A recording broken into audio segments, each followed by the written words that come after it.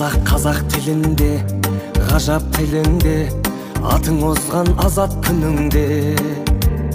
Ана тілін білмегеніңде, өз-өзіңді мазақ қылуде. Қазақты бірге, қазақтығың қазақ тілінде, ғажап дініңде. Қазақ тілі бабамның тілі, баламның тілі, тілім барда адамның тілі. Үпілдеген жүректің сығындысы, онда дәмде, мәнде болу керек. Анамыздың ақ сүтімен бойымызға дарыған тілімізді ұмыту, бүкіл ата-бабамызды, тарихымызды ұмыту. Әр халықтың ана тілі білімнің кілті. Біздің жастарымыз ана тіліне жетік, білімді, мәдениетті болсын.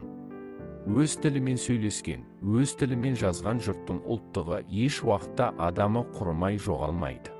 Тіл күшіне өлшеу жоқ, тіл көркемдігіне теңеу жоқ. Тіл өлгенді де тірілтеді. Тілі жоғалған жұрттың өзі де жоғалады. Ұлт болудың бір емес, бірнеше шарты бар. Соның ең басты және ең негізгі шарты ұлттық тіл. Әркімнің туған тілі туған шеше, оған бала міндетті сан мың есе.